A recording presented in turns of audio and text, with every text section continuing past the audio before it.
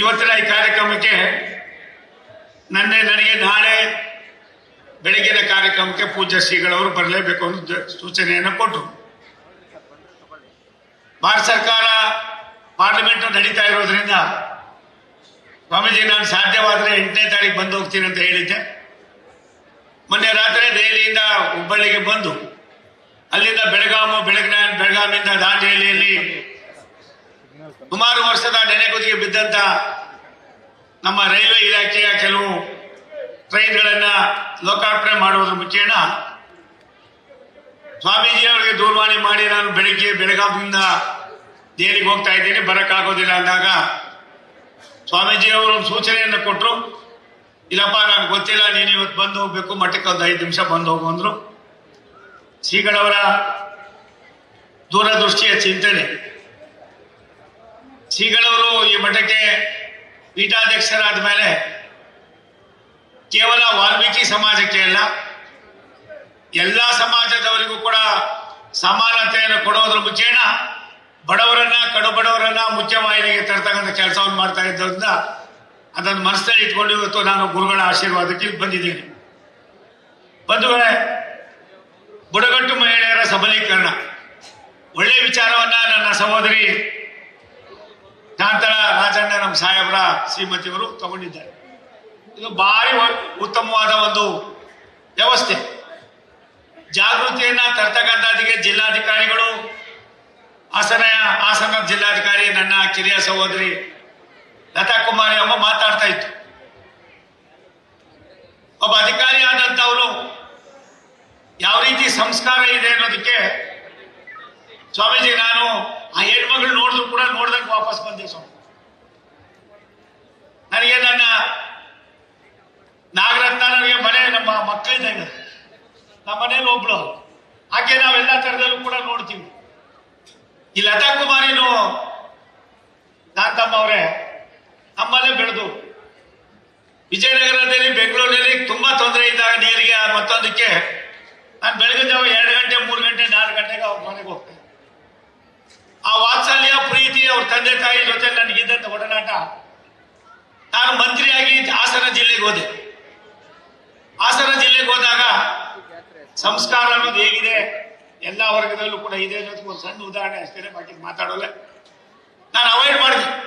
ಇಲ್ಲ ತಾಯಿ ನಾನು ಇರೋಲ್ಲ, ಇವತ್ತು ನೀನು ಸಿಗ್ಬೇಡ ಬಿಡಮ್ಮ ಅಂತ. ಮಾರನೇ ಬೆಳಿಗ್ಗೆ ನಾನು ಕೋಡಿ ಮಠಕ್ಕೆ ಆ ಶ್ರೀಗಳವರನ್ನ ನೋಡಕ್ ಹೋದಾಗ ಜಿಲ್ಲಾಧಿಕಾರಿ ಜಿಲ್ಲೆಯ ಆಗುವಗಳನ್ನ ನಿರ್ವಹಣೆ ಮಾಡ್ತಕ್ಕಂಥ ಆ ಜಿಲ್ಲೆಯ ಮುಖ್ಯಸ್ಥರು, ಆ ಹೆಣ್ಮಗಳು ಒಂದು ಹೂವಿನ ಗುಂಚ ಹಿಡ್ಕೊಂಡು ಸುಮಾರು 1000 ಜನ ಇದ್ರು ಸ್ವಾಮೀಜಿ. ನಾನು ಅವಾಗ ಒಳಗಡೆ ಹೋದಾಗ ಆ ಹೆಣ್ಮಗಳಿಗೆ ಏನಾಯ್ತು, ಅವ್ರ ತಂದೆ ನಾನು ಯಾವಾಗಲೂ ಕೂಡ ಆತ್ಮೀಯತೆಯಲ್ಲಿ ಇರ್ತಾ ಇದ್ವಿ ಅಮ್ಮ. ಎಷ್ಟು ಆತ್ಮೀಯತೆ ಅಂದ್ರೆ ನಮ್ಗೆ ಗೊತ್ತಿಲ್ಲ, ಯಾವ ಜಾತಿ ಕುಲ ನನಗೆ ಇವತ್ತು ಯಾವ್ದು ಗೊತ್ತಿಲ್ಲ. ಆ ಹೆಣ್ಮಕ್ಳು ನಾನು ಸಡನ್ ಆಗಿ ನಮಸ್ಕಾರ ಮಾಡಕ್ ಬಂತು. ಯಾವ ಮಾಡ್ಬೇಡ ತಾಯಿ ಅಂತ ನಾನು ಹಿಂದಕ್ಕೆ ಹೋದೆ. ಅದನ್ನ 2-3 ನಿಮಿಷ ದೂರವಾಣಿಯಲ್ಲಿ ಪ್ರಸಾರ ಮಾಡಿದ್ರು. ಅದಾದ್ಮೇಲೆ ನಾನೇ ಹೆಣ್ಮಕ್ಳಿಗೆ ಹೇಳಿದೆ, ಮತ್ತೆ ಮಾಧ್ಯಮದವ್ರಿಗೆ ಹೇಳಿದೆ, ನಿನ್ ಮನೇಲಿ ನಿನ್ನ ಮಗಳೋ ನಿನ್ ತಾಯಿನೋ ನಿನ್ ತಂಗಿನೋ ನಿನ್ ಮತ್ತವರೋ ಆಗಿದ್ದು ಏನೋ ದೊಡ್ಡ ಅಧಿಕಾರ ಆದ್ರೆ ನೀವೇ ಹೋದಾಗ ಏನ್ ನಡ್ಕೋಬಹುದು ಅನ್ನೋದಕ್ಕೆ ಅದೊಂದು ದೊಡ್ಡ ಉದಾಹರಣೆ. ಪ್ರಾಯಶಃ ಇಡೀ ರಾಷ್ಟ್ರದಲ್ಲಿ ಒಬ್ಬ ಹೆಣ್ಮಗಳು ಜಿಲ್ಲಾಧಿಕಾರಿಯಾಗಿ ತನ್ನ ತಂದೆಯ ಸ್ಥಾನದಲ್ಲಿ ಇರ್ತಕ್ಕಂಥವ್ರಿಗೆ ಗೌರವ ಕೊಡ್ತಕ್ಕಂಥದ್ದೇನು ಅನ್ನೋದನ್ನ ನಾನು ಲತಾ ಕುಮಾರಿಯಿಂದ ಕಲ್ತ್ಕೊಂಡಿದ್ದೀನಿ. ಅದಕ್ಕೋಸ್ಕರವಾಗಿ ನಾನು ಇವತ್ತಿನ ಈ ಒಂದು ಸಬಲೀಕರಣದ ಕಾರ್ಯಕ್ರಮಕ್ಕೆ ಆಕೆ ಹೆಣ್ಮಗಳು ಬಂದಿರೋದು ನನಗೆ ತುಂಬಾ ಸಂತೋಷ.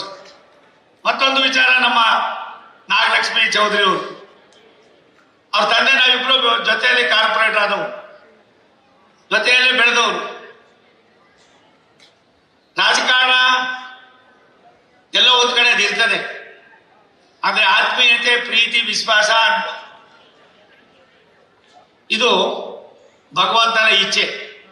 ಈ ಇಚ್ಛೆಯನ್ನ ಪೂರೈಸತಕ್ಕಂಥ ಕೆಲಸವನ್ನ ಪರಮ ಪೂಜ್ಯ ಪ್ರಸನ್ನಾನಂದ ಮಹಾಸ್ವಾಮಿಗಳವರು ಎಷ್ಟು ಮಟ್ಟಿಗೆ ಮಾಡ್ತಾ ಇದ್ದಾರೆ. ಇವತ್ತು ನಮ್ಮ ಹರೀಶ್ ಅವರು, ಇಲ್ಲಿಯ ಶಾಸಕರು, ನನ್ನ ಸಹೋದರ ಇಲ್ಲಿದ್ದಾರೆ, ಬೆಳಗ್ಗೆ ಬಂದವರು ಇವೆಲ್ಲವನ್ನು ಉದ್ಘಾಟನೆ ಮಾಡಿ ಹೋಗಿದ್ದಾರೆ. ಸ್ವಾಮಿಗಳ ಕಾರ್ಯವೈಖರಿಯ ಜೊತೆಯಲ್ಲಿ ದೇಶದ ಮುಖ್ಯವಾಹಿನಿಗೆ ಧ್ವನಿ ಇಲ್ಲದ, ಆಸರೆ ಇಲ್ಲದ ಪ್ರತಿಯೊಬ್ಬರನ್ನು ಕೂಡ ತರಬೇಕು ಅನ್ನೋದು ಶ್ರೀಗಳವರ ಒಂದು ಬಯಕೆ ಇದೆ. ಆ ಬಯಕೆಯನ್ನ ನಾವು ಈಡೇರಿಸಬೇಕಾದ್ರೆ ಇಂಥ ಗೋಷ್ಠಿಗಳು, ಸಭೆಗಳು, ಸಮಾರಂಭಗಳು ಕೇವಲ ಒಂದು ಮಠದಲ್ಲಿ ಮಾಡೋದಕ್ಕಿಂತ ಹೆಚ್ಚು ಮಾಡೋದು ಸಾಲದು. ಇದು ಎಲ್ಲ ಕಡೆಯಲ್ಲೂ ಆಗ್ಬೇಕಾಯ್ತದೆ ಅನ್ನೋದಕ್ಕೆ ಯಾರಾದರೂ ಒಬ್ಬರು ಯೋಚನೆಯನ್ನ ಮಾಡಿ ಇದನ್ನ ಪ್ರಾರಂಭ ಮಾಡ್ತಕ್ಕಂಥ ತೀರ್ಮಾನವನ್ನು ಮಾಡಿದ್ದಾರೆ ಅಂದ್ರೆ ಅದು ಪರಮ ಪೂಜ್ಯ ಪ್ರಸನ್ನಾನಂದ ಮಹಾಸ್ವಾಮಿಗಳವರು. ಅವರಿಗೆ ನಾನು ಭಾರತ ಸರ್ಕಾರದ ಪರವಾಗಿ ವೈಯಕ್ತಿಕವಾಗಿ ನನ್ನ ನಮನಗಳನ್ನು ಸಲ್ಲಿಸೋದಕ್ಕೆ ಇಚ್ಛೆಪಡ್ತೀನಿ. ಬಂಧುಗಳು, ರಾಷ್ಟ್ರಪತಿಗಳು ಶ್ರೀಮತಿ ದ್ರೌಪದಿ ಮುರ್ಮು ಅವರು ಒಬ್ಬ ಅತಿ ಹಿಂದುಳಿದಿರ್ತಕ್ಕಂಥ ಆದಿವಾಸಿ ಜನಾಂಗದವರು. ನಾನು ಗುರುಗಳಿಗೆ ಮಾತನಾಡ್ತಾ ಹೇಳಿದೆ, ಸ್ವಾಮೀಜಿ ನನ್ನನ್ನ ತುಮಕೂರಿನ ಜನ ಗೆಲ್ಲಿಸಿದ ಮೇಲೆ ರಾಷ್ಟ್ರದ ಪ್ರಧಾನಮಂತ್ರಿಗಳು, ರಾಷ್ಟ್ರದ ಗೃಹ ಮಂತ್ರಿಗಳು ನನ್ನನ್ನ ಭಾರತ ಸರ್ಕಾರದ ಮಂತ್ರಿ ಆದ್ಮೇಲೆ ಇಡೀ ರಾಷ್ಟ್ರದಲ್ಲಿ ಸುಮಾರು ಜಿಲ್ಲೆಗಳನ್ನ ಇವತ್ತು ಹಿಂದುಳಿದ ಜಿಲ್ಲೆಗಳನ್ನಾಗಿ ಆಯ್ಕೆ ಮಾಡಿ ನನಗೆ ಛತ್ತೀಸ್ಗಢದ ಕೋರ್ಬಾ ಅನ್ನುವ ಒಂದು ಜಿಲ್ಲೆಗೆ ಇನ್ಚಾರ್ಜ್ ಮಾಡಿದ್ದಾರೆ. ಆ ಜಿಲ್ಲೆಯಲ್ಲಿ 85% ಆದಿವಾಸಿಗಳಿದ್ದಾರೆ. ನಮ್ಮವರೇ 85% ಆದಿವಾಸಿಗಳಿದ್ದಾರೆ. ಆ ಜೀವನದ ಮಟ್ಟವನ್ನ ಸರಿ ಮಾಡಬೇಕಾದ್ರೆ ಕೇವಲ ಅವರಿಗೆ ಏನೆಲ್ಲ ಸವಲತ್ತು ಕೊಟ್ಟರೆ ಆಗೋದಿಲ್ಲ, ಅವರನ್ನ ಜಾಗೃತಿ ಮೂಡಿಸಬೇಕು ಅನ್ನೋ ದೃಷ್ಟಿಯಿಂದ ಆ ಜಾಗೃತಿಯ ಕಾರ್ಯಕ್ರಮವನ್ನು ಮಾಡ್ತಾ ಇದ್ದಾರೆ. ನಾನು ಗುರುಗಳಿಗೆ ವಿನಂತಿ ಮಾಡಿದ್ದೀನಿ, ತಾವು ಯಾವಾಗ ಫ್ರೀ ಆಯ್ತದು ಒಂದು 8 ದಿನಗಳ ಕಾಲ ನನ್ನ ಜೊತೆಯಲ್ಲಿ ತಾವು ಬಂದ್ರೆ ತಮ್ಮನ್ನ ಮತ್ತು ಈ ಮಗಳ ಮಕ್ಕಳು ಯಾರಿದ್ದಾರೆ ಇವತ್ತು ಗೋಷ್ಠಿಯನ್ನು ಮಾಡ್ತಕ್ಕಂಥ ದೇಶದ ವ್ಯವಸ್ಥೆಯನ್ನ ಸರಿಪಡಿಸ್ತಕ್ಕಂಥ, ಅದಕ್ಕೆ ಸಬಲೀಕರಣದ ವ್ಯವಸ್ಥೆಯನ್ನ ಮೇಲ್ಪಂಕ್ತಿಗೆ ತರ್ತಕ್ಕಂಥ, ಅದಕ್ಕೆ ನಿಮ್ಮನ್ನೆಲ್ಲ ನಾನೇ ಭಾರತ ಸರ್ಕಾರದ ಅತಿಥಿಯಾಗಿ ಕರಿತೀನಿ. ಯಾವ ರೀತಿ ನಡೀತಾ ಇದೆ ಅಲ್ಲಿ ಕಾರ್ಯಕ್ರಮ ಅಂದ್ರೆ ಏನು, ಒಂದು ಮಹಿಳಾ ಕುಟುಂಬವನ್ನ ಮೇಲ್ಪಂಕ್ತಿಗೆ ಹೆಂಗ್ ತರಬಹುದು ಅನ್ನೋದಕ್ಕೆ ರಾಷ್ಟ್ರದ ಪ್ರಧಾನಮಂತ್ರಿ ನರೇಂದ್ರ ಮೋದಿ ಅವರ ಆ ದೂರದೃಷ್ಟಿಯನ್ನ ನಾನು ಕೇವಲ ಒಂದು ಪಕ್ಷದ MP ಆಗಿ ಮಾತನಾಡ್ತಾ ಇಲ್ಲ. ಇದರ ಅವಶ್ಯಕತೆ ಇದೆ ಸ್ವಾಮೀಜಿ. ಇದನ್ನ ತಾವೇನ್ ತೆಗೆದುಕೊಂಡಿದ್ದೀರಾ, ಇದಕ್ಕಿಂತ ದೊಡ್ಡ ವಿಚಾರಗಳು ಮತ್ತೊಂದಿಲ್ಲ. ಇದಕ್ಕೆ ಯಾವ ರೀತಿ ನಾವು ನಡ್ಕೋಬೇಕು ಅನ್ನೋದನ್ನ ತಾವು ಹೇಳಿದ್ರೆ ಅದಕ್ಕೆ ನಾನು ತಲೆಬಾಗಿ ನಿಮ್ಮ ಜೊತೆಯಲ್ಲಿ ಕೆಲಸ ಮಾಡೋದಕ್ಕೆ ತಯಾರಾಗಿದ್ದೀನಿ. ನಮ್ಮ ಗ್ರಾಮಾಂತರದ ರಾಯಚೂರು ಗ್ರಾಮಾಂತರದ ಶಾಸಕರು ನನ್ನ ಸಹೋದರ ಬಸವನಗೌಡ ದದ್ದಲ್ ಭಾರಿ ಒಳ್ಳೆಯವರು. ಅವರಲ್ಲಿ ಕೆಲವು ಕಡೆ ನೀರೇ ಹೋಗ್ತಾ ಇರಲಿಲ್ಲ. ಆ ಕೊನೆ ಯಾವ್ದಾದ್ರು ಏನಂತಂದ್ರೆ ಎದ್ಗೇನು ಕೊನೆ ಹಂಚಿಕೆ ನೀಡ್ಬೇಕಾದ್ರೆ ಅದು ಆಯ್ತಾನೆ ಇರಲಿಲ್ಲ ತಾಯಿ. ಒಬ್ಬರಿಂದ ಒಬ್ರು ಕೆಲವರು ಹೆಸರೇಳಕ್ಕೆ ಎದುರ್ಕೊಳ್ಳೋರು. ನಾನು ಆ ಜಿಲ್ಲಾಧಿಕಾರಿಗಳು ಹೇಳಿದೆ, ನಾಳೆ ಬೆಳಗ್ಗೆ 5:15 ಬರ್ತಾ ಇದ್ದೀನಿ, ಹೋಗೋಣ ಬಾ ಅದಕ್ಕೆ ಜಾಗಕ್ಕೆ ಹೋಗೋಣ. ಪ್ರಾಯಶಃ ಒಂದು ಬುಡಕಟ್ಟು ಸಮಾಜವನ್ನ ನೂರಾರು ವರ್ಷಗಳಿಂದ ನೊಂದಂತ ಆ ವ್ಯವಸ್ಥೆಯನ್ನ ಸರಿಪಡಿಸದೆ ಹೋದ್ರೆ ನನಗನ್ಸ್ತದೆ ಪ್ರಸನ್ನಾನಂದ ಪುರಿ ಸ್ವಾಮಿಗಳವರಿಗೆ ವಾಲ್ಮೀಕಿ ಸ್ವಾಮಿಗಳೇ ಗುರುಗಳೇನೆ ಆಶೀರ್ವಾದ ಮಾಡಿ ಈ ಕೆಲಸವನ್ನ ನೀವು ಮಾಡುವಂತ ಕಳಿಸಿದ್ದಾರೆ ಅನ್ನೋದು ನನ್ನ ಅಚಲವಾದ ನಂಬಿಕೆ ಇದೆ. ಈ ನಂಬಿಕೆಯನ್ನು ಈಡೇರಿಸ್ತಕ್ಕಂಥದಕ್ಕೆ ನಾವೆಲ್ಲರೂ ಕೂಡ ಶ್ರೀಗಳವರಿಗೆ ಮೆಟ್ಲಾಗೋಣ ಅನ್ನೋ ಮಾತನ್ನು ಹೇಳಿ, ಇವತ್ತು ದ್ರೌಪದಿ ಮುರ್ಮು ಅವರಮ್ಮ ಗಂಡನ ಕಳ್ಕೊಂಡಿದ್ದಾರೆ, ಒಂದು ಮಗಳಿದ್ದಾರೆ, ಮತ್ತೆ ಒಬ್ಬ ಸಹೋದರ ಇದ್ದಾನೆ, ಅವನು ಫಿಸಿಕಲಿ ಹ್ಯಾಂಡಿಕ್ಯಾಪ್. ಆಕೆ ಬೆಳಿಗ್ಗೆ ಎದ್ರೆ ಸಂಜೆವರೆಗೂ ನಾನು ಹೇಗೆ ಸುಮ್ಮನೆ ಕುಳಿತುಕೊಳ್ಳಿ ಅಂತ ಹೇಳಿ ಏನು ರಾಷ್ಟ್ರಪತಿ ಭವನದಲ್ಲಿ ಏನು ಇವತ್ತು ನಮ್ಮ ಡಿಸೇಬಲ್ ಕೆಲವು ಅಂಗವಿಕಲರನ್ನು ಕರೆದು ಕೆಲವು ಪರಿಕರಗಳನ್ನ ತಯಾರು ಮಾಡ್ತಾ ಇದ್ದಾರೆ. ಅದನ್ನು ನೋಡಿದ್ರೆ ನನಗನ್ಸದೆ ಈ ದೇಶಕ್ಕೆ ಭವಿಷ್ಯ ಇದೆ. ಈ ದೇಶದ ಭವಿಷ್ಯದಲ್ಲಿ ಪೂಜ್ಯ ಶ್ರೀಗಳವರ ಚಿಂತನೆಯೂ ಕೂಡ ಹಳೆ ಆಗ್ತಾ ಇದೆ. ಆಗಿರೋದ್ರಿಂದ ವಿಶೇಷವಾಗಿ ಸ್ವಾಮೀಜಿ ದಕ್ಷಿಣ ಭಾರತ ನಾವೆಲ್ಲ ಅದೃಷ್ಟವಂತರು. ಎಲ್ಲಾ ವರ್ಗದ ಮಠಾಧಿಪತಿಗಳು, ಮಠಮಾನ್ಯಗಳು, ಹರಗುರು ಚರಮೂರ್ತಿಗಳು ತಮ್ಮ ವ್ಯವಸ್ಥೆಯನ್ನ ಬಲಪಡಿಸ್ತಕ್ಕಂಥದಕ್ಕೆ, ತಮ್ಮ ಸಮಾಜವನ್ನ ಮೇಲ್ಪಂಕ್ತಿಗೆ ತರ್ತಕ್ಕಂಥದಕ್ಕೆ ಧ್ವನಿಯಾಗಿ ನಿಂತಿರ್ತಕ್ಕಂಥದ್ರಲ್ಲಿ ಕರ್ನಾಟಕ ರಾಜ್ಯದಲ್ಲಿ ನಾನು ಕೂಡ 5 ಬಾರಿ ಶಾಸಕ, 2 ಬಾರಿ ವಿಧಾನ ಪರಿಷತ್ ಸದಸ್ಯ, 2 ಬಾರಿ ಬೆಂಗಳೂರಿನ ಮಹಾನಗರ ಪಾಲಿಕಾ ಸದಸ್ಯ, 6 ಬಾರಿ ಮಂತ್ರಿ, ಲೋಕಸಭಾ ಸದಸ್ಯನಾಗಿದ್ದೀನಿ, ಭಾರತ ಸರ್ಕಾರದ ಮಂತ್ರಿ ಆಗಿದ್ದೀನಿ. ಪ್ರಸನ್ನಾನಂದ ಪುರಿ ಸ್ವಾಮಿಗಳವರ ದಿವ್ಯ ದೃಷ್ಟಿ ಮತ್ತೆ ಅವರ ಅಚಲವಾದ ನಂಬಿಕೆ, ಅವರ ತೀರ್ಮಾನಕ್ಕೆ ಪ್ರಾಯಶಃ ನಾವೆಲ್ಲರೂ ಕೂಡ ಅವರನ್ನ ಅಭಿನಂದಿಸಬೇಕಾದ ನಮ್ಮ ಕರ್ತವ್ಯ ಅನ್ನೋದನ್ನ ಈ ಸಂದರ್ಭದಲ್ಲಿ ಹೇಳಿ, ಬುಡಕಟ್ಟು ಜನಾಂಗದ ಕ್ಷೇಮಾಭಿವೃದ್ಧಿಯಲ್ಲಿ ಅಲ್ಲಿಯ ಮಕ್ಕಳು, ಹೆಣ್ಮಕ್ಳು ಜೀವನ ಮತ್ತೊಂದು ಮಗದೊಂದು, ಅಮ್ಮ ಅವ್ರಿಗೆ 2 ಜೊತೆ ಸರಿಯಾಗಿ ಬಟ್ಟೆ ಹಾಕೊಳ್ಳುವಂತ ವ್ಯವಸ್ಥೆನೇ ಇರಲಿಲ್ಲ. ನಾನು ನೊಂದು ಎಲ್ಲೋ ಒಂದ್ ಕಡೆ ಇಲ್ಲ ಇನ್ನೊಂದು ಪ್ರಚಾರಕ್ಕೋಸ್ಕರವಾಗಿ ಮಾತನಾಡ್ತಾ ಇಲ್ಲ. ಇದೊಂದು ದೇವಸ್ಥಾನ, ದೇವರ ಸಭೆ ಇದೆ. ಸಭೆಯಲ್ಲಿ ಒಬ್ಬ ರಾಷ್ಟ್ರದ ಪ್ರಧಾನಮಂತ್ರಿಗಳು ಆ ಮಕ್ಕಳಿಗೆ, ಆ ಹೆಣ್ಣುಮಕ್ಕಳಿಗೆ ಕೊಡ್ತಕ್ಕಂಥ ದೂರದೃಷ್ಟಿಯ ವ್ಯವಸ್ಥೆಯನ್ನು ನೋಡಿದಾಗ ನನಗನ್ನಿಸ್ತದೆ, ಆನಂದ ಆಯ್ತದೆ. ಒಂದೊಂದು ಕುಟುಂಬದಲ್ಲೂ ಕೂಡ 1ನೇ ಕ್ಲಾಸು, 2ನೇ ಕ್ಲಾಸು, 3ನೇ ಕ್ಲಾಸ್ ಅವ್ರಿಗೆ ಗೊತ್ತೇ ಇರಲಿಲ್ಲ. ಅವ್ರಿಗೆ ವಿದ್ಯೆಯನ್ನು ಕೊಡ್ತಕ್ಕಂಥದ್ದು, ಅವ್ರು ಬೇರೆ ಬೇರೆ ಗುಡಿ ಕೈಗಾರಿಕೆಗಳನ್ನು ಮಾಡ್ತಕ್ಕಂಥದ್ದು, ಮಹಿಳಾ ಸಬಲೀಕರಣವನ್ನು ಮಾಡ್ತಕ್ಕಂಥದ್ದು. ನನಗನ್ಸುತ್ತೆ ಸ್ವಾಮೀಜಿ ಇಷ್ಟೆಲ್ಲವನ್ನು ಕೂಡ ತಾವು ಒಂದು ದೊಡ್ಡ ಭಗವಂತನ ದೈವ ಸ್ವರೂಪಿಗಳಾಗಿ ತಾವು 18 ವರ್ಷದಲ್ಲಿ 100 ವರ್ಷದ ಸಾಧನೆಯನ್ನ ಮಾಡಿದ್ದೀರಿ. ತಾವು ಆ 100 ವರ್ಷದ ಸಾಧನೆಯಲ್ಲಿ ಇವತ್ತು ನಿಮ್ಮ ಆಯ್ಕೆ ಮಾಡಿರ್ತಕ್ಕಂಥ ಈ ಬುಡಕಟ್ಟು ಜನಾಂಗದ ಸಬಲೀಕರಣ ಏನಿದೆ, ಮಹಿಳೆಯರ ಸಬಲೀಕರಣ ನನಗೆ ತುಂಬಾ ಸಂತೋಷವನ್ನು ಉಂಟು ಮಾಡಿದೆ. ನಾನೇನು ಇಲ್ಲಿ ಬಂದು ದರ್ಶನ ಮಾಡಿ ಹೋಗ್ಬೇಕು ಅಂತ ಬಂದೆ. ಮಾತನಾಡೋದಕ್ಕೆ ಹತ್ತಾರು ವಿಚಾರಗಳಿವೆ. ಹೆಣ್ಮಕ್ಳು ಅದ್ರ ಬಗ್ಗೆ ಚರ್ಚೆ ಮಾಡ್ತಾರೆ. ನಾನು ಒಂದು ಮಾತನ್ನ ಈ ಸಂದರ್ಭದಲ್ಲಿ ಹೇಳ್ತೀನಿ, ನಾವೆಲ್ಲ ನಿಮಿತ್ತ ಮಾತ್ರ. ಏನಿವತ್ತು ಮೀಸಲಾತಿಯ ಬಗ್ಗೆ ನನ್ನ ಸಹೋದರ ಬಸವನಗೌಡ ದದ್ದಲ್ ಅವರು ಹೇಳಿದ್ದಾರೆ, ಪೂಜ್ಯ ಶ್ರೀಗಳವರು ನಮಗೆ ಸೂಚನೆಯನ್ನ ಮಾಡಿದ್ದಾರೆ. ನಾನಾದ್ರೂ ವಿನಂತಿ ಮಾಡೋದಿಷ್ಟೇನೆ. ನಾನು ಇರ್ಬೋದು, ರಾಮುಲು ಅವರು, ನಮ್ಮ ರಾಜು ಅವರು, ನಮ್ಮ ಜಾರಕಿಹೊಳಿ ಅವರು, ಇನ್ನಿತರೆಲ್ಲ, ಮತ್ತೆ ದಯಮಾಡಿ ನಿಮ್ಮನ್ನು ಸೇರಿ ನಮ್ಮ ರಾಜಣ್ಣ ನಾನೇ ಕರ್ಸ್ಕೊತೀನಿ. ನೀನೇನು ಅವಶ್ಯಕತೆ ಇಲ್ಲ, ನಾನೇ ಕರ್ಸ್ತೀನಿ. ಎಲ್ಲ ಒಟ್ಟಾಗಿ ಸೇರೋಣ. ಇದು ರಾಜ್ಯದ ಅನ್ನೋದಕ್ಕಿಂತ ಹೆಚ್ಚಾಗಿ ಒಂದು ಸಮಾಜವನ್ನ ಮೇಲ್ಪಂಕ್ತಿಗೆ ತರ್ತಕ್ಕಂಥದಕ್ಕೆ ಬೇಕಾಗಿರ್ತಕ್ಕಂಥ ಒಂದು ವ್ಯವಸ್ಥೆ. ಇದನ್ನ ಈಗಾಗಲೇ ನಮ್ಮ ಕೇಂದ್ರದ ಗೃಹ ಮಂತ್ರಿಗಳಾದ ಅಮಿತ್ ಶಾ ಜಿ ಅವರು ಕೂಡ ಇಲ್ಲಿ ಬಂದು ಹೇಳೋಗಿದ್ದಾರೆ. ಅದನ್ನ ನಾವು ಮಾಡೋಣ. ಅದ್ರ ಜೊತೆ 2ನೇ ಮಾತಿಲ್ಲ. ಮತ್ತೊಂದು ತಾವು ಕೊಟ್ಟಿದ್ದೀರಿ ನನಗೆ ಒಂದು ಸತ್ಯ, ಮಹಿಳೆಯರಿಗೋಸ್ಕರವಾಗಿ 33% ತಾಯಿ MLA ಬರ್ದೇ ಹೋಗೋದು MP ಬಂದೇ ಬರ್ತದೆ. ಲತಮ್ಮ, ಕಾಂತಮ್ಮ, ಇನ್ಯಾರಿದ್ದೀರಿ ಸುಮಾರು ಜನ, ನನ್ನ ಲತಾ ಕುಮಾರ್ ಅಂತೂ ಬರುವಂತದ್ದು. ಹಾಗಾಗಿ 33% ಅನ್ನ ಮಾಡಬೇಕು ಅನ್ನೋ ಚಿಂತನೆ ಇವತ್ತು ನಮ್ಮ ರಾಷ್ಟ್ರದ ಪ್ರಧಾನಮಂತ್ರಿಗಳ ಭಾವನೆಯಲ್ಲಿದೆ. ಲೋಕಸಭೆಯಲ್ಲಿ ಎಷ್ಟು ಜನ MP ಆಯ್ತೀರ ಅಂತ ನೀವೇ ಯೋಚನೆ ಮಾಡ್ಕೋಬೇಕಾಯ್ತದೆ. ಅದಲ್ದಿರ ನನ್ನ ಮಹಿಳಾ ಸಾಧಕರು, ನಾನು ಕಿತ್ತೂರು ರಾಣಿ ಚೆನ್ನಮ್ಮನವರ ಸ್ಟ್ಯಾಚ್ಯೂ ಪಾರ್ಲಿಮೆಂಟಿನ 9 ಒಂದು ಪ್ರೇರಣಾ ಸ್ಥಳ ಅಂತ ಇದೆ ತಾಯಿ. ಅಲ್ಲಿ 9 ಜನ ಮಾತ್ರ ನಾಗರತ್ನಮ್ಮ, ಇಡೀ ದೇಶದ 9 ಜನರ ಸ್ಟ್ಯಾಚ್ಯೂಗಳನ್ನು ಮಾತ್ರ ಅಲ್ಲಿ ಅನಾವರಣ ಮಾಡಿದ್ದಾರೆ. ಅದರೊಳಗೆ ಕಿತ್ತೂರು ರಾಣಿ ಚೆನ್ನಮ್ಮ ಇದ್ದಾರೆ, ಬಾಬಾ ಸಾಹೇಬ್ ಅಂಬೇಡ್ಕರ್ ಇದ್ದಾರೆ, ಮಹಾತ್ಮ ಗಾಂಧಿ ಇದ್ದಾರೆ, ಬಸವಣ್ಣವ್ರು ಇದ್ದಾರೆ, ಇನ್ನೂ ಕೆಲವರು ಇದ್ದಾರೆ. ನಾನು ಹೋದ ತಕ್ಷಣ ಆ ಪ್ರೇರಣಾ ಸ್ಥಳವನ್ನ ಸುತ್ತಾಡ್ಕೊಂಡು ಬಂದ್ಮೇಲೆ ರೈಲ್ವೆ ಮಂತ್ರಿಯಾಗಿ ನಾನು ಒಂದ್ಸಾರಿ ಇನ್ಸ್ಪೆಕ್ಷನ್ ಹೋಗಿದ್ದೆ. ಅಲ್ಲಿ ಕಿತ್ತೂರು ಎಕ್ಸ್ಪ್ರೆಸ್ ಅಂತ ಒಂದು ಟ್ರೈನ್ ಓಡ್ತಾ ಇತ್ತು. ಕಿತ್ತೂರು ಎಕ್ಸ್ಪ್ರೆಸ್ ಅಂದ್ರೆ ಕಿತ್ತೂರು ರಾಣಿ ಚೆನ್ನಮ್ಮಂದೇ ಇರಬೇಕು ಅಂತ ಹೇಳಿ ಭಾರತ ಸರ್ಕಾರಕ್ಕೆ ಒಂದು ಪತ್ರ ಬರೆದೆ.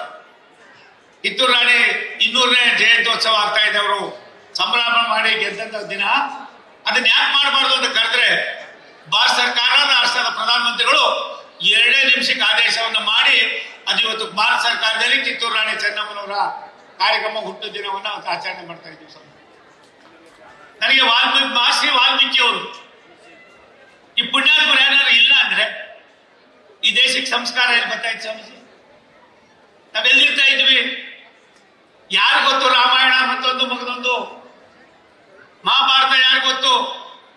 ಯಾವ್ಯಾವ ಹಂತದಲ್ಲಿ ಯಾವ್ಯಾವ ರೀತಿ ನಡ್ಕೊಂಡು ಎಲ್ಲಕ್ಕಿಂತ ಮಿಗಿಲಾಗಿ ಈ ದೇಶ ಬಲಿಷ್ಠ ಭಾರತವಾಗಿ ಬೆಳೀತಕ್ಕಂಥ ಅದಕ್ಕೆ ಏನೋ ಆಗ್ತಕ್ಕಂಥ ಕೆಲಸಗಳನ್ನು ಬಿಟ್ಟು ಒಬ್ಬ ತಪಸ್ವಿಯಾಗಿ ವಿಶ್ವಕ್ಕೆ ಎಲ್ಲಿಯವರಿಗೆ ಸೂರ್ಯ ಚಂದ್ರ ಇರ್ತಾರೋ ಅಲ್ಲಿಯವರಿಗೆ ಮಹರ್ಷಿ ವಾಲ್ಮೀಕಿಯವರು ವಿಶ್ವದ ಭೂಪಟದಲ್ಲಿ ಕೇವಲ ಕರ್ನಾಟಕ ಎಲ್ಲ ವಿಶ್ವದ ಎಲ್ಲಾ ಕಡೆಯಲ್ಲೂ ಕೂಡ ಇರ್ತಕ್ಕಂಥದಕ್ಕೆ ಒಂದು ಮುನ್ನುಡಿಯನ್ನ ಅವರೇ ಬರೆದಿರ್ತಕ್ಕಂಥದ್ದನ್ನ ಮುಂದಿನ ಪೀಳಿಗೆ ನಾವೆಲ್ಲರೂ ಕೂಡ ಅದನ್ನ ಅನುಸರಣೆ ಮಾಡ್ಕೊಂಡು ಹೋಗ್ತಾ ಇದ್ದೀವಿ. ಇಂಥ ಮಹಿಳಾ ಸಬಲೀಕರಣದ ಕಾರ್ಯಕ್ರಮದಲ್ಲಿ ನಾನು ಹೆಚ್ಚಿಗೆ ಮಾತಾಡೋದು ನನಗೂ ಕೂಡ ಅಪ್ರಸ್ತುತ. ನಾನು ಸ್ವಾಮೀಜಿರವರಲ್ಲಿ ಒಂದು ವಿನಂತಿ ಮಾಡ್ತೀನಿ. ಸ್ವಾಮೀಜಿ, ತಾವು ಏನು 7%ಗೋಸ್ಕರವಾಗಿ ಒಂದ್ಸಾರಿ ಕುಂತವರು ಅಷ್ಟು ದಿನಗಳ ಕಾಲ ತದೇಕಚಿತ್ತವಾಗಿ ನನ್ನ ಸಮಾಜವನ್ನ ಮೇಲ್ಪಂಕ್ತಿಗೆ ತರಬೇಕು ಅನ್ನೋ ದೃಷ್ಟಿಯಿಂದ ನಿಮ್ಮ ತೀರ್ಮಾನ ಇದೆಯಲ್ಲ ಸ್ವಾಮೀಜಿ, ನಾನು ಅದಕ್ಕೆ ಕೋಟಿ ಕೋಟಿ ನಮಸ್ಕಾರ ಮಾಡಬೇಕಾಗಿದೆ. ಇದು ಸುಲಭದ ಕೆಲಸ ಅಲ್ಲ. ನಾವೇನ್ ಮಾಡಿದ್ದೀವಿ ಅವತ್ತು ನಮ್ಮ ಸರ್ಕಾರ, ನಾವುಗಳೆಲ್ಲ ಕೂಡ ಮಂತ್ರಿಗಳಾಗಿದ್ವಿ. ನಿಮ್ಮ ಹತ್ರ ಬರಾಕೆ ನಾವು ಎದುರ್ಕೋತಾ ಇದ್ವಿ. ಅನೇಕ ಭಕ್ತರು ಬಂದು ಎಲ್ಲ ಒಂದ್ ಕಡೆ ಮುಖಂಡರು ರಾಜಕಾರಣಿಗಳು ಏನಾದ್ರು ಹೇಳಿದ್ರೆ ಇನ್ನೇನಾಯ್ತದ ಅಂತ ಓಡೋಗ್ತಾ ಇದ್ದೀವಿ. ಸಾವಿರಾರು ಜನ ಈ ಸಮಾಜವನ್ನ ನಾನು ತುಂಬಾ ಹತ್ತಿರದಲ್ಲಿ ನೋಡಿದ್ದೇನೆ. ಸ್ವಾಭಿಮಾನಕ್ಕೆ, ನೇರ ನುಡಿಗೆ ಯಾರ್ದಾರು ಜೊತೆಯಲ್ಲಿ ಉಳ್ಕೋಬೇಕು ಅಂದ್ರೆ ಅಂತವ್ರ ಜೊತೆಯಲ್ಲಿ ಉಳಿಯತಕ್ಕಂಥ ಯಾವ್ದಾರು ಒಂದು ಸಮಾಜ ಇದ್ರೆ ಅದು ಈ ಸಮಾಜ.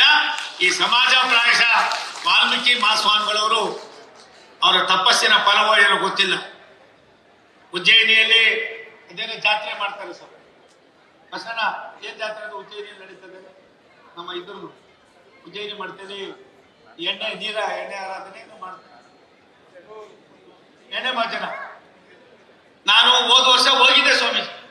ಅಮ್ಮ ಅಲ್ಲಿ ಲಕ್ಷಾಂತರ ಲೀಟರ್ ಸುರಿತಾ ಇರ್ತಾರೆ. ಎಲ್ಲೂ ಕೂಡ ಭೂಮಿಗೆ ಒಂದು ಸಣ್ಣದು ಕೂಡ ಬಂದಿದ್ದ ಉದಾಹರಣೆ ಇಲ್ಲ. ಅದೆಂತ ನಾಯಕ ಇದ್ದಂತ ಕಾಲದಲ್ಲಿ ಅವರು ಅದನ್ನ ಹೋಗಿ ಆ ದೇವರನ್ನ ಪೂಜೆ ಮಾಡ್ತಾರೆ. ಈ ಭಕ್ತಿ ಭಾವನೆಗಳು ಎಷ್ಟು ಮಟ್ಟಿಗೆ ಮೂಢಾತ್ಮ ವ್ಯವಸ್ಥೆಯಲ್ಲಿ ಇತ್ತು ಅಂದ್ರೆ ಸಾವಿರಾರು ವರ್ಷಗಳಿಂದ ನಡ್ಕೊಂಡು ಬರ್ತಿರ್ತಕ್ಕಂಥ ಈ ವ್ಯವಸ್ಥೆಯನ್ನ ಸದೃಢಗೊಳಿಸೋದಕ್ಕೆ, ಆ ಸಮಾಜವನ್ನ ಜಾಗೃತಿ ಮಾಡ್ತಕ್ಕಂಥದಕ್ಕೆ, ಆ ಸಮಾಜದಲ್ಲಿರ್ತಕ್ಕಂಥ ಕೊನೆಯ ಹಂತದ ಸಾಮಾನ್ಯನಿಗೂ ಕೂಡ ಹಕ್ಕನ್ನ ಕಲ್ಪಿಸಬೇಕು ಅನ್ನೋ ದೃಷ್ಟಿಯಿಂದ ಶ್ರೀಮಠ ಮಾಡ್ತಾ ಇರ್ತಕ್ಕಂಥ ಕಾರ್ಯಗಳು ಶ್ಲಾಘನೀಯವಾಗಿದೆ. ನನಗನ್ನಿಸ್ತದೆ ಸ್ವಾಮೀಜಿ, ನಾವು ಯಾರೇ ಹೇಳಿ ಬಿಡ್ಲಿ, ನಿಮ್ಮ ಮನವಿಯನ್ನ ನಾನು ತಕ್ಷಣವೇ ಕಾರ್ಯೋನ್ಮುಖರಾಗಿ ನಮ್ಮನ್ನ ಮತ್ತೆ ಎಲ್ಲ ಮುಖಂಡರನ್ನ, ನೀನು ಕಾಂಗ್ರೆಸ್, ಬಿಜೆಪಿ, ಜನತಾದಳ ಬಿಟ್ಬಿಡು, ಅದು ಚುನಾವಣೆ ಬಂದಾಗ ಏನಾದ್ರು ಮಾಡ್ರಿ. ಪ್ರಧಾನಮಂತ್ರಿಗಳು ನಾನು ಮಂತ್ರಿ ಆದಾಗಮ್ಮ 33 ಜನ ನಾವು ಸ್ಟೇಟ್ ಮಿನಿಸ್ಟರ್ಸ್ ಇದ್ದೀವಿ. 76ರಲ್ಲಿ 33 ಜನ ಸ್ಟೇಟ್ ಮಿನಿಸ್ಟರ್ ನಮ್ಮನ್ನೆಲ್ಲ ಕರೆದ್ರು. ಇವತ್ತು ಕೂಡ 3 ತಿಂಗಳಿಗೆ ಒಂದ್ಸಾರಿ ಬೆಳಗ್ಗೆ ಕರೆದ್ರೆ ಸುಮಾರು 3 ಗಂಟೆ 4 ಗಂಟೆ ಕುಳಿತುಕೊಂಡು ದೇಶ ಏನು, ದೇಶದ ವ್ಯವಸ್ಥೆ ಏನು, ಯಾವ ರೀತಿ ಮಟ್ಟದಲ್ಲಿ ನಾವು ಏನನ್ನ ಮಾಡಿದ್ರೆ ಬಡವರನ್ನ ಮೇಲ್ಪಂಕ್ತಿಗೆ ತರಬಹುದು ಅಂತ ಒಂದಲ್ಲ, ಎರಡಲ್ಲ, ಮೂರಲ್ಲ, ನಾನು ತುಮಕೂರಿನ ಲೋಕಸಭಾ ಸದಸ್ಯನಾಗಿ ಆ ಜನರ ಪ್ರೀತಿ ವಿಶ್ವಾಸದ ಎಲ್ಲ ಮಧ್ಯದಲ್ಲಿ ಗುರುಗಳ ಆಶೀರ್ವಾದ ಏನೋ ಮಂತ್ರಿ ಆದ್ಮೇಲೆ ಒಂದು ದಿನವೂ ಕೂಡ ನಾನು ಬೆಂಗಳೂರಿನಲ್ಲಿ ಇದ್ದು ಒಂದು 2-3 ದಿನ ರೆಸ್ಟ್ ತಗೊಳ್ಳೋ ಪರಿಸ್ಥಿತಿಯಲ್ಲಿ ಇಲ್ಲ. ಇವತ್ತು ಹೋಗಿ ಕುಳಿತುಕೊಂಡ್ರೆ ಬೆಳಿಗ್ಗೆ PM ಆಫೀಸಿಂದ ಇನ್ನೊಂದು ಕಳಿಸ್ಕೊಡ್ತಾರೆ, ಒಂದಾದ ಮೇಲೆ ಒಂದು ಟಾಸ್ಕ್ ಅನ್ನ ಕಳಿಸ್ತಾರೆ. ಇದು ಕಳಿಸೋ ಉದ್ದೇಶ ಏನಪ್ಪಾ ಅಂದ್ರೆ ಇಡೀ ದೇಶದಲ್ಲಿ ಇರ್ತಕ್ಕಂಥ ಬಡತನದ ರೇಖೆಯಲ್ಲಿ ಇರ್ತಕ್ಕಂಥ ಬಡವರನ್ನ ಮೇಲ್ಪಂಕ್ತಿಗೆ ಯಾವ ರೀತಿ ತರಬಹುದು ಅನ್ನೋದು.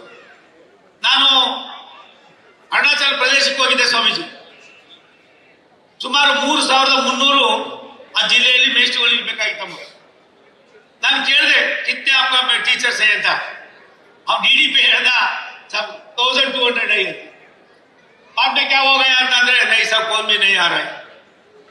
ಇಮಿಡಿಯೇಟ್ ಆಗಿ ನಾವು ಅದನ್ನ ಮಾಹಿತಿ ಕೊಟ್ಟಾದ್ಮೇಲೆ ಕೇವಲ 3 ತಿಂಗಳಲ್ಲಿ ಆ 3000 ಅಪಾಯಿಂಟ್ಮೆಂಟ್ಗಳು ಆಗ್ತವೆ.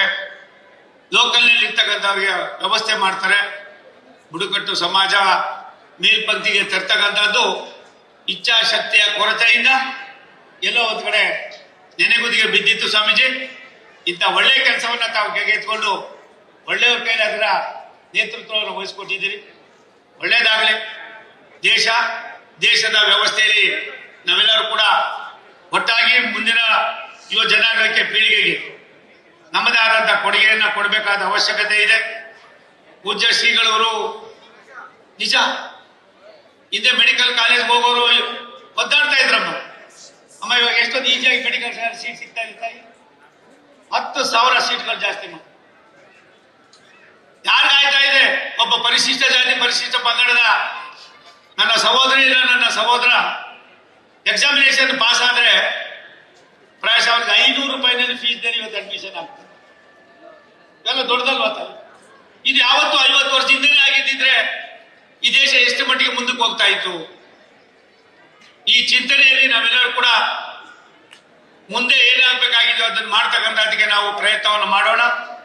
ಗುರುಗಳು ಏನು ಸಂದೇಶ ಕೊಡ್ತಾರೋ ಆ ಸಂದೇಶವನ್ನ ನಾನು ತಲೆಬಾಗಿ ನಿರ್ವಹಣೆಯನ್ನು ಮಾಡ್ತೀನಿ. ಆ ಬರೋದಾರ ಸ್ವಾಮೀಜಿ ನಮ್ಮ ಮನೆಯಲ್ಲೇ ಇರ್ಬೋದು.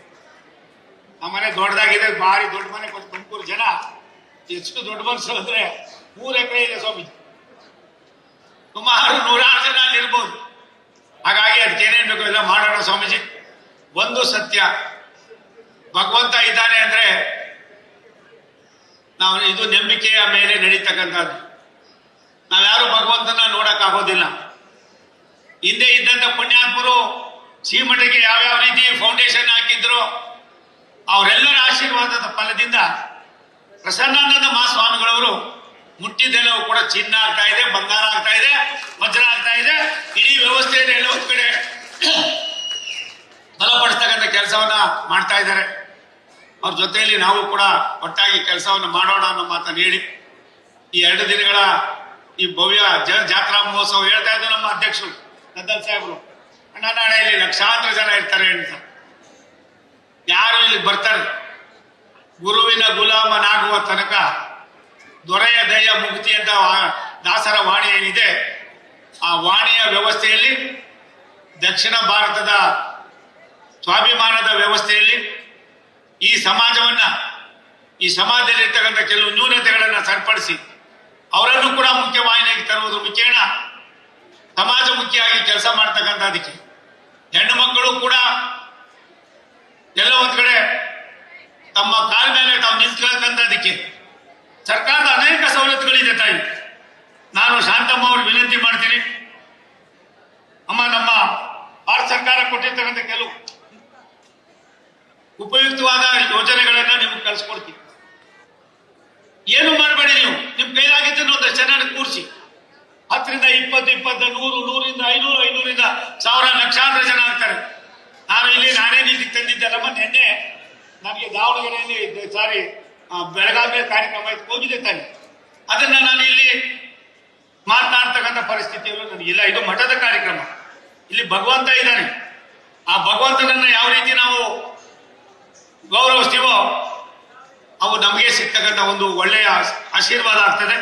ಆ ನಿಟ್ಟಿನಲ್ಲಿ ವಾಲ್ಮೀಕಿ ಜಾತ್ರೆಯಲ್ಲಿ ಪೂಜ್ಯ ಶ್ರೀಗಳವರು ಮೊದಲನೇ ಗೋಷ್ಠಿಯನ್ನ ಹೆಣ್ಣು ಮಕ್ಕಳಿಗೆ ಮಾಡಿ ಅನಿರೀಕ್ಷಿತವಾಗಿ ನಾನು ಬಂದು ನನಗೂ ಕೂಡ ಮಾತಾಡೋದಕ್ಕೆ ಅವಕಾಶ ಮಾಡಿಕೊಟ್ಟಂತ ಈ ಗೋಷ್ಠಿಯವರಿಗೆ, ಜಾತ್ರಾ ಮಹೋತ್ಸವದ ಅಧ್ಯಕ್ಷರಿಗೆ, ನಮ್ಮೆಲ್ಲರ ಆರಾಧ್ಯ ದೈವ ಪರಮ ಪೂಜ್ಯ ಶ್ರೀಗಳವರಿಗೆ ಮತ್ತೊಮ್ಮೆ ನಾನು ಭಕ್ತಿಪೂರ್ವಕ ಪ್ರಣಾಮಗಳನ್ನು ಸಮರ್ಪಣೆ ಮಾಡಿ ಎಲ್ಲರನ್ನ ಒಳಗೊಂಡಂತ ಒಂದು ಸಮಿತಿಯನ್ನ ನಾನು ಯಾವತ್ತು ಹೇಳ್ತಾರೆ ಹೇಳಿ ಅದನ್ನ ಟೈಪ್ ತಗೊಳ್ತೀನಿ, ತೆಗೆದುಕೊಂಡು ಮಾಡಿ ಈ ಸಮಾಜದಲ್ಲಿ ಇರ್ತಕ್ಕಂಥ ಕೆಲವಾರು ನ್ಯೂನತೆಗಳನ್ನ ಸರಿಪಡಿಸ್ತಂತ ಅದಕ್ಕೆ ಪೂಜ್ಯ ಶ್ರೀಗಳವರು ಏನ್ ಸಂದೇಶ ಕೊಡ್ತಾರೋ ಅದನ್ನು ಒಟ್ಟಾಗಿ ಮಾಡೋಣ ಅನ್ನೋ ಮಾತನ್ನು ಹೇಳಿ ಮತ್ತೊಮ್ಮೆ ಶ್ರೀಗಳವರಿಗೆ ನನ್ನ ನಮನಗಳನ್ನು ಸಲ್ಲಿಸಿ ನನ್ನ ಮಾತು ಮುಗಿಸ್ತೀನಿ. ನಮಸ್ಕಾರ.